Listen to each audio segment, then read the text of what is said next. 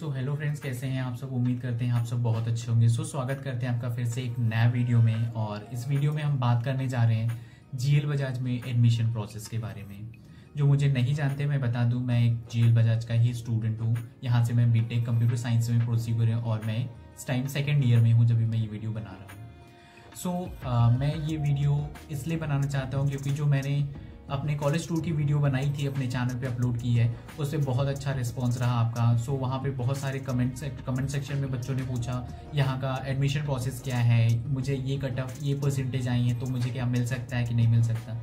ऐसे मुझे इंस्टाग्राम पे भी नंबर ऑफ डीएम्स मिले। मैंने सोचा क्यों ना उनके लिए एक डेडिकेटेड वीडियो बनाई जाए। ये वीडियो हमारे जूनियर्स के लिए है, शायद मे बी उनको हेल्पफुल रहेगी। चलते हैं और बात करते हैं एडमिशन प्रोसेस के बारे में। एडमिशन प्रोसेस से बात करने से पहले मैं बता दूं आपको कि कॉलेज में कौन कौन सी ब्रांचेस ऑफर होती हैं। तो कॉलेज में हमारी सबसे पहले computer science and engineering, computer science and engineering in AIML, that is artificial intelligence and machine learning, computer science and engineering in artificial intelligence, in data structure as well, and computer science in regional language। इसमें भी बच्चे बहुत ज़्यादा confuse होते हैं। Regional language क्या है? Regional language बोले तो आपकी लोकल लैंग्वेज, जैसे कि यहाँ पे चलती है हिंदी लैंग्वेज। तो कंप्यूटर साइंस इन हिंदी भी, अगर जो बच्चे हिंदी से परस्यू करना चाहते हैं वो भी हिंदी से कर सकते हैं। मैं बता दूं कोई बेसिक ज़्यादा डिफरेंस नहीं होता है।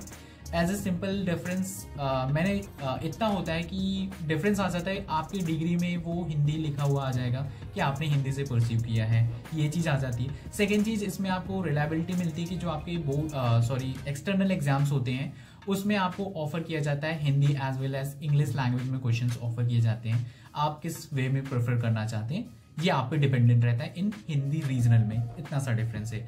इसके बाद इंफॉर्मेशन IT, इंफॉर्मेशन टेक्नोलॉजी में प्रोवाइड करता है। EC, electrical and communication in engineering. EEE, that is electrical and electronics engineering. इसके बाद मैकेनिकल इंजीनियरिंग भी प्रोवाइड की जाती है। इसके बाद अगर हम बात करते हैं मोड्स ऑफ एडमिशन के बारे में, यहाँ पे 2 मोड में एडमिशन होते हैं। पहला direct admission, second counselling based admission. One by one हम इसको डिस्कस करते हैं। सबसे पहले बात करते हैं हम डायरेक्ट एडमिशन के बारे में। डायरेक्ट एडमिशन यहाँ पे 25% सीट्स पे एडमिशन यहाँ पे डायरेक्ट मोड में होता है। डायरेक्ट मोड में एडमिशन कैसे मिलता है? आपके 12 बेस के परसेंटेज पे डायरेक्ट एडमिशन यहाँ पे मिलता है और ये फर्स्ट कम फर्स्ट सर्व के क्राइटेरिया को फॉलो करता है। इट मीन्स अगर आपके सपोज 2 बच्चे के सेम परसेंटेज आए हैं और एक बच्चा पहले आता है और एक ही सीट बची, तो एक बच्चा पहले आता है एक बच्चा बाद में, जो पहले आएगा उसको सीट्स वो ऑफर की जाती है। एक सजेशन है एज अ सीनियर की, जैसे ही आपके रिजल्ट आते हैं, अगर आपने यहाँ पे एडमिशन लेने का प्लान कर लिया है तो एज सुन एज आप विजिट कर लीजिए कॉलेज को और अपनी सीट को रिजर्व कर लीजिए। ओके, अब हम डायरेक्ट एडमिशन के बारे में, इसके कटअप्स के बारे में बात कर लेते हैं। अगर आपको CSE कोर चाहिए तो आपको एटलीस्ट 95 प्लस परसेंटेज होनी चाहिए 12th में। आपको CSE कोर मिल जाएगा यहाँ पे, क्योंकि मोस्ट डिमांडिंग ब्रांच है यहाँ की। उसके बाद अगर आपको CSE स्पेशलाइजेशन चाहिए, स्पेशलाइजेशन बोले तो AIML, AIDS, ये सारी ब्रांचेस चाहिए, तो इसके लिए भी मिनिमम आपके 90 प्लस होने चाहिए। और IT आपको आई गेस 85 परसेंटेज पे मिल जाएगी। एंड अगर आपको EC डिपार्टमेंट चाहिए तो 75 इन बोर्ड्स होने चाहिए। एंड अगर मैं बात करूँ, अगर मैकेनिकल चाहिए तो आई थिंक अगर आप पास हैं तो मैकेनिकल तो हो ही जाएगा। ये रहा डायरेक्ट एडमिशन मोड के बारे में। अगर अब हम बात करते हैं, जो कि बहुत सारे बच्चों का कन्फ्यूजन होता है, काउंसलिंग बेसिस एडमिशन के बारे में। काउंसलिंग से यहाँ पे 75% सीट्स रिजर्व हैं पूरे कॉलेज की। और अगर मैं बात करूँ काउंसलिंग में भी home state and other state होता है, तो होम स्टेट में 75% सीट्स होम स्टेट्स के लिए रिजर्व हैं, जो कि यूपी के डोमिसाइल्स हैं, जो उत्तर प्रदेश से ही हैं, बिलोंग करते हैं, जिन्होंने अपना 10th and 12th Uttar Pradesh से किया है, उनके लिए 75% सीट्स रिजर्व हैं। सेकेंड, जो अदर स्टेट बोले तो ऑल इंडिया रैंक्स, ठीक है। ये जो मैं काउंसलिंग की बात कर रहा हूँ, ये मैं AKTU काउंसलिंग के बारे में बात कर रहा हूँ, जिसको EKTU काउंसलिंग भी बोलते हैं। इसमें आप JEE मेन के मार्क्स के अकॉर्डिंग, परसेंटाइल के अकॉर्डिंग आप पार्टिसिपेट करते हैं। चलते हैं और कट ऑफ के बारे में बात करते हैं कि अगर हम काउंसलिंग से ले रहे हैं तो हमारी किस रैंक पे हमें कौन सा ब्रांच मिल सकता है। अगर हम कंप्यूटर साइंस कोर के कट ऑफ के बारे में बात करें, साइमल्टेनियसली हम बात करते हैं ऑल इंडिया रैंक, फिर उसके बाद होम स्टेट। अगर आपकी ऑल इंडिया रैंक 1 लाख है सो आपको मिल जाएगा, कंप्यूटर साइंस मिल सकता है। एंड अगर होम स्टेट में आपकी 1,41,000 है सो इट्स फाइन। मैं पिछले साल के कटअप्स के थोड़ा कंपेयर करके मैं बता रहा हूँ आपको। सो इसमें आप थोड़े से प्लस माइनस लेके चल सकते हैं।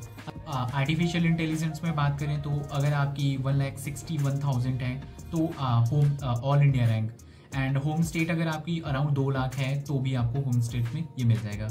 आईटी डिपार्टमेंट की अगर हम बात करें तो अगर आईटी में आपकी 1,60,000 है ऑल इंडिया रैंक, सो आपको ये आईटी डिपार्टमेंट मिल सकता है, या फिर अगर आप होम स्टेट से बिलोंग करते हैं तो 2,30,000 पे भी मिल जाएगा।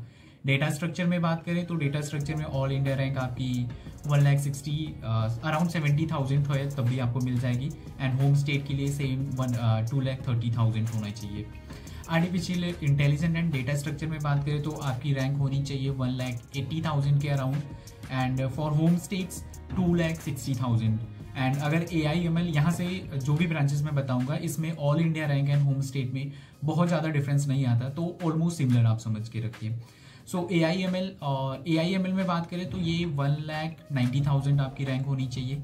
EC डिपार्टमेंट की बात करें तो ये आपको 2,80,000 पे मिल जाएगा, एंड EEE की बात करें तो ये आपको 7 लाख पे भी मिल जाएगा। मैकेनिकल की बात करें तो मैकेनिकल में आपको बहुत ईजिली एडमिशन मिल जाएगा अगर आपने JEE मेन दिया है, क्योंकि बहुत ज़्यादा डिमांड में मैकेनिकल इंजीनियरिंग नहीं है आज के टाइम में। सो आप समझ सकते हैं। सो ओके, ये रहा कटअप्स के बारे में। और अब हम बात करते हैं फी स्ट्रक्चर के बारे में। सो यहाँ पे थोड़ा सा डिफरेंस आता है अगर आप डायरेक्ट एडमिशन लेते हैं या फिर काउंसलिंग बेसिस पे। सो पहले काउंसलिंग बेसिस पे बात करते हैं क्या फी स्ट्रक्चर रहने वाला है। फर्स्ट ईयर की काउंसलिंग के से अगर आप आते हैं तो आपके 1,51,000 देने होंगे एज अ फीस। फिर उसके बाद प्लस 9,000 लगता है आपको AKTU एक्सटर्नल एग्जाम्स के लिए, जो कि आपको बाद में रजिस्ट्रेशन के टाइम देना होगा।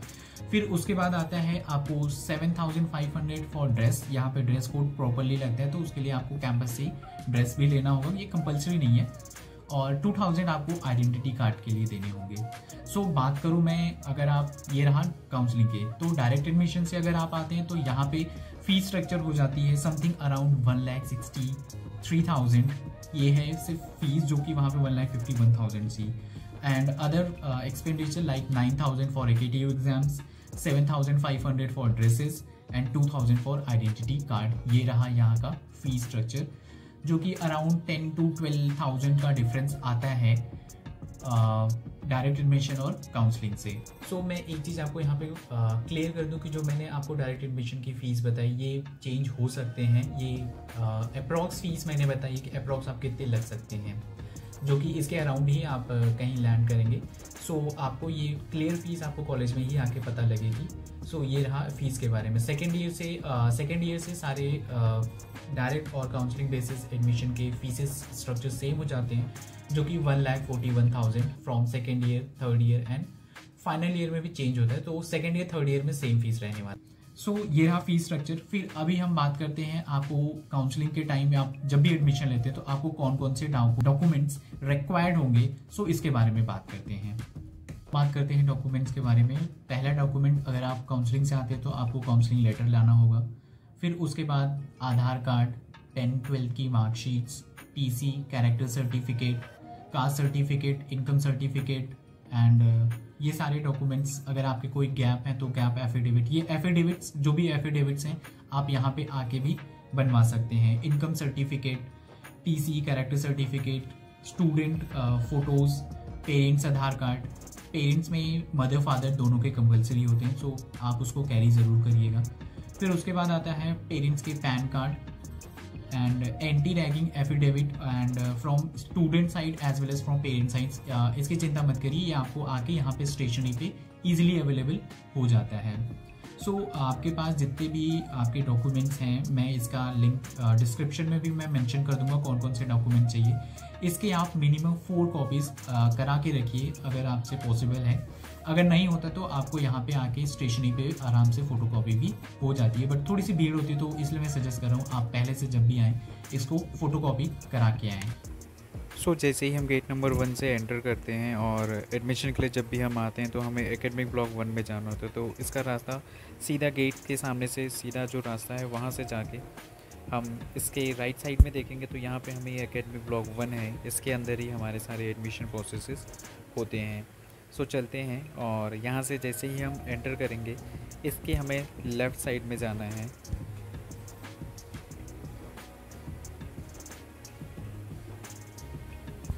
सो लेफ़्ट साइड में जाते ही ये रहा ऑफिस, यहाँ पे हमें पूरे एडमिशन प्रोसेस को कंप्लीट करना होता है। ओके, ये रहा सारे एडमिशन के बारे में। अब मैं एज अ सीनियर आपको कुछ सजेशन देना चाहूँगा एडमिशन में जो कि आपको हेल्पफुल हो सकते हैं, वो मैं बातें करता हूँ। तो मैं फर्स्ट पॉइंट बता दूँ यहाँ पे फीस सबमिशन के बारे में। फीस सबमिट करने में अगर आप ऑनलाइन करते हैं तो यहाँ पे आपको बहुत ज़्यादा प्रॉब्लम होती है, क्योंकि आपको टोटल फीस वन टाइम में ही पे करना होता है, कोई भी पार्टीशन नहीं होता फीस में।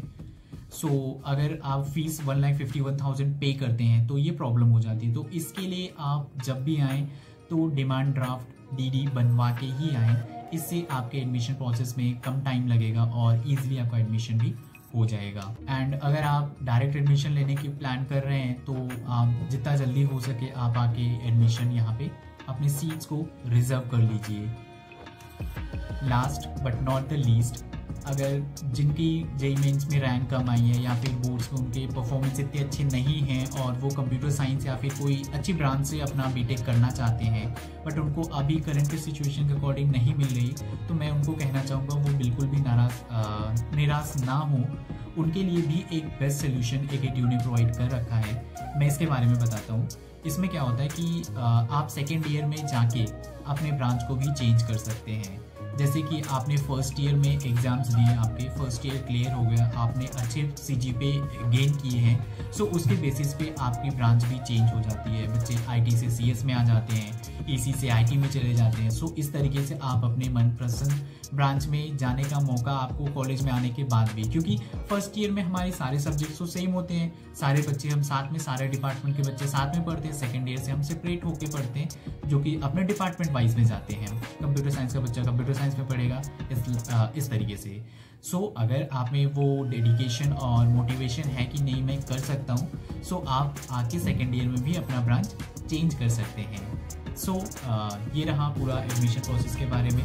कैसा लगा आपको ये वीडियो, प्लीज़ मुझे कमेंट सेक्शन में ज़रूर बताइएगा। और अगर आपकी कोई भी क्वेरी अभी भी रह जाती है तो मैंने अपना इंस्टाग्राम का लिंक दे दिया है, आप वहाँ पे जाके मुझे कभी भी DM करके मैसेज करके आप मुझे ईजिली सारे अपने डाउट्स क्लियर कर सकते हैं। ये रहा पूरा एडमिशन प्रोसेस के बारे में। कैसा लगा आपको ये वीडियो, ये मुझे कमेंट सेक्शन में ज़रूर बताइएगा। और अगर आपको ये वीडियो ज़रा से भी इन्फॉर्मेटिव और हेल्पफुल लगी हो तो प्लीज़ इस चैनल को सब्सक्राइब करिए, वीडियो को लाइक करिए एंड कमेंट करिए भर भर के।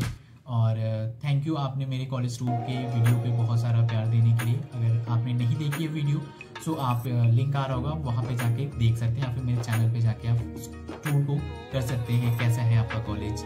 सो मोस्ट वेलकम, जो भी जूनियर्स आने वाले हैं बहुत बहुत स्वागत है आपका। सो इस वीडियो को यहीं पे एंड करते हैं एंड फिर मिलते हैं किसी नए वीडियो में। तब तक